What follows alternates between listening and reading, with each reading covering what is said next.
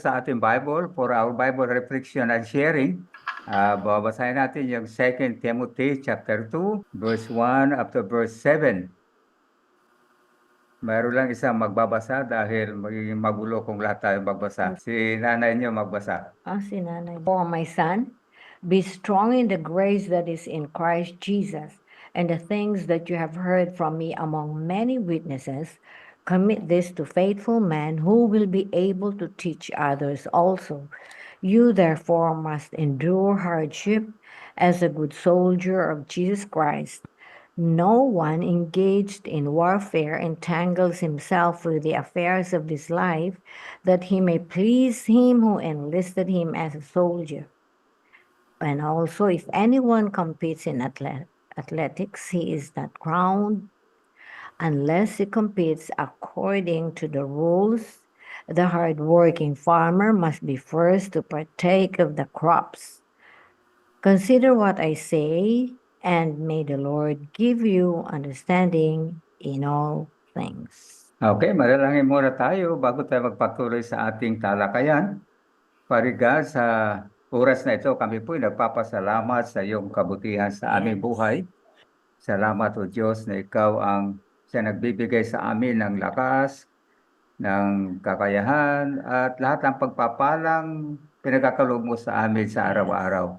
Purihin ka, Panginoon, at hinigay po namin ang iyong paggabay sa aming pagbubulay-bulay sa iyong salita. Ikaw po magbigay liwanag at sana nga magkaroon kami ng malalim na pag-unawa sa iyong mga salita, O Diyos, sa pangalan ni Jesus. Amen and amen.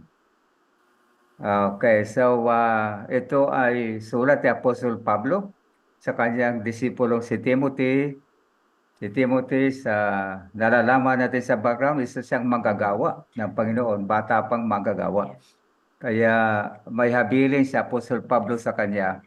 Magandang habilin para kay Timothy, isang worker ng Panginoon, mula sa verse 1 hanggang verse 7.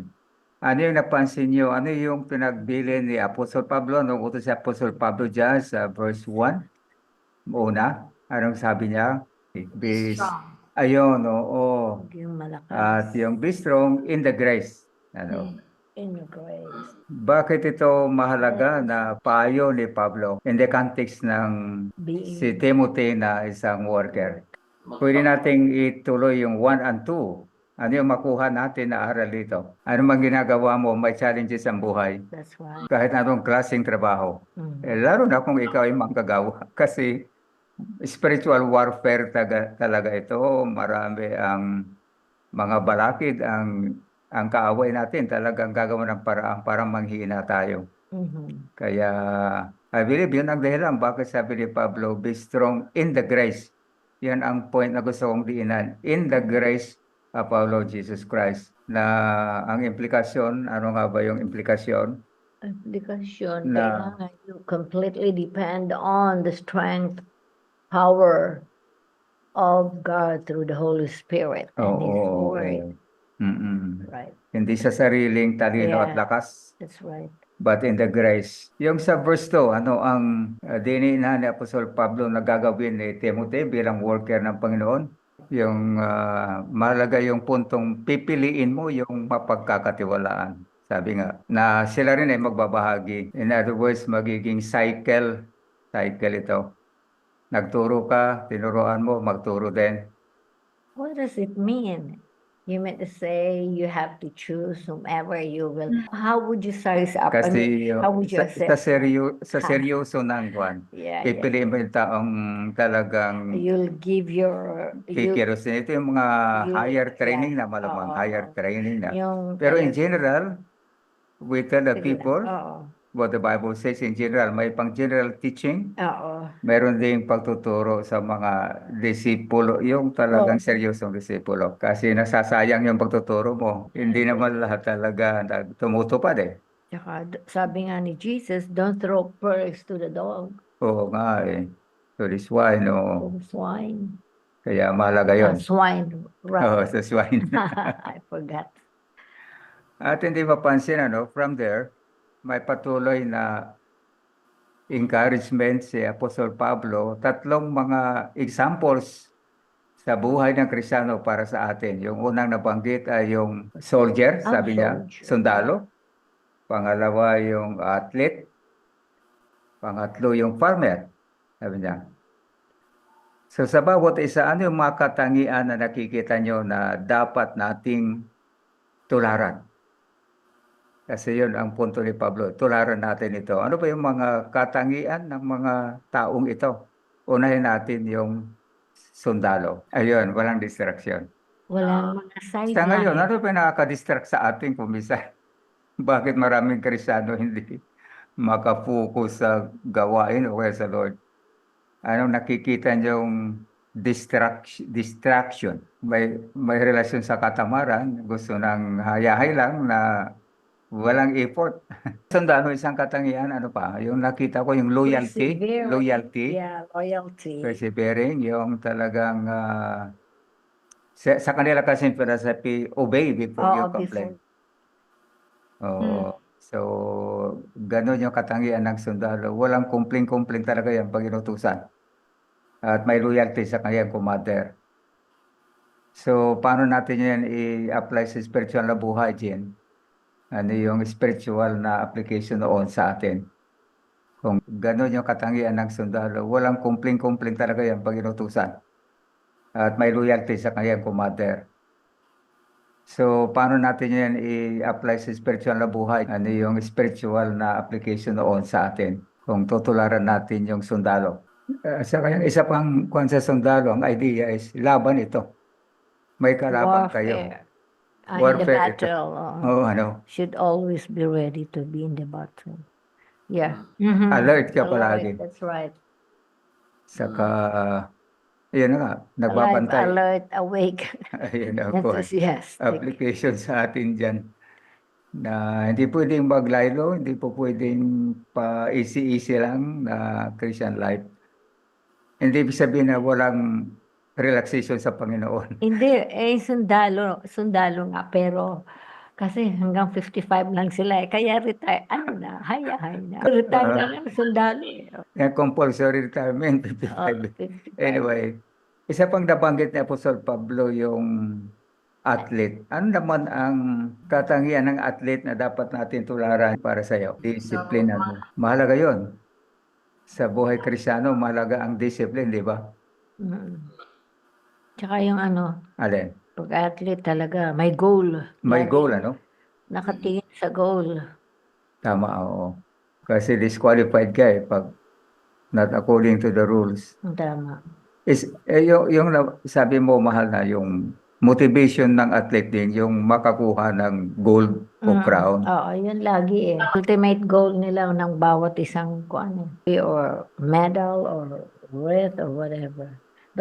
Basta makakuan sila first or Ayun, second or kaya third. Oo. nagtitiis, nagtitrain. Oo. Sa Christian life, pinangakuan din tayo sa Bible ng crown eh. Papatuloy makatanggap ng kuruna ng buhay. Marami na mga corona. Kaya sabi nga doon yung admonition, yung mga athlete nagtatrabaho para sa Mga kuan lang. award o crown na perishable. crowns. Oo. Kasi noon dahon man lang ginagamit ng mga Olympic. Mga dahon lang yan eh. Oo, talagang mawawala rin. Sabi ni Pablo, di lalo na sa corona na hindi na mawawala. Kumbaga, Yeah, yun ang kumbaga, for that. ganun din ang inyong pagsisikap. Kasi yung corona bibigay ng Lord ay forever na yon. Sa langit palaging may koronang kumikinang. Yun ang ating spiritual motivation na. At sa lupa rin yung mga athlete na naging champion, si Carlos Yolo, di ba? Grabe yun. 2 gold at milyon ang kanyang natanggap. Kumbaga, sulit yung kanyang pagod at pag-exercise. So, yun ang application. Huwag tayo mapapagod sa ka-train. Hindi mo na mag-early retirement. Tapos yung last na banggit niya, yung farmer. Ano naman yung katangian ng farmer na pinapagaya sa atin? So, Hardworking. yung motivation, Produktong Oo nga, aani. Yun ang motivation ng aani ka. Pero ano nga ba yung buhay ng farmer? Hard work, Rain or shine, ano? Faith and patience. Ayun. Kasi nagtsatsaga, rain or shine, madaling araw, believing that may maaani. Ayun. Di ba?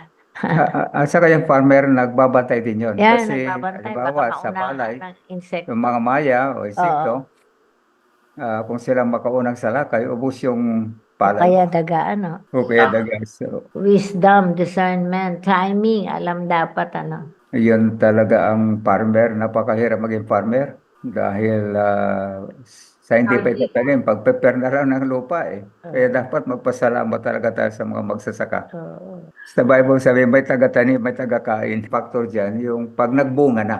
Nagtanim ako ng abogado, nagtanim ng marami lang. Oo, kung ano. Nanay nyo, enjoy doon dahil nakinabang din siya.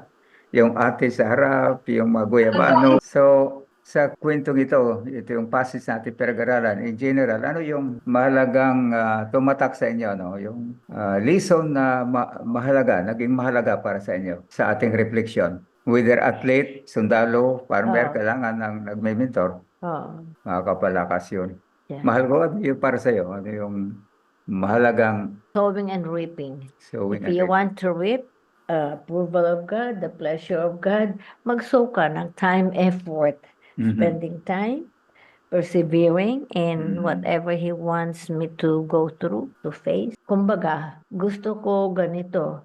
O what am I supposed to do? Mhm. Put in ako ng effort. Ayun. Oo, very important principle. Yeah. Lahat naman yan eh.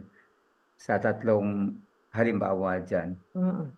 So, last na tanong, madali bang gawin yung mga modelo natin ang ginagawa nila?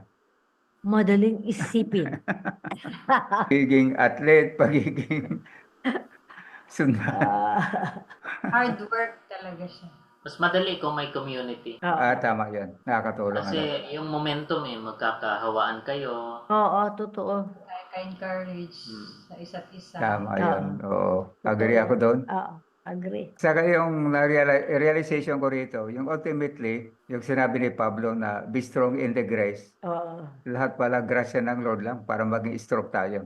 Right. Yung i-realize na everything comes from Him, mag-depend lang tayo sa kanyang kapangyarihan para magawa natin. Hindi lang ito yung self-commit effort ba? Hindi lang personal na commitment, although kasama ang personal commitment. But realize that ang Panginoon ang pinagalingan ng grasya to Right. fulfill the commitment. Yan ang Yeah. na-remind ako rito na should depend upon the grace of God That's right. to accomplish things for God. Like what I've said, kung gusto ko ng more grace of God, then more of time with Him. Ayun. Oo. More dependence on Him. Okay, tama. Ano. So, yun ang ating natutuhan sa oras na ito. At bigyan tayo sa kalakasan. Yung sa amin, lakas lang, physical strength. Hindi yung puso ko na apektuhan. Siya si tatay mo sa heart.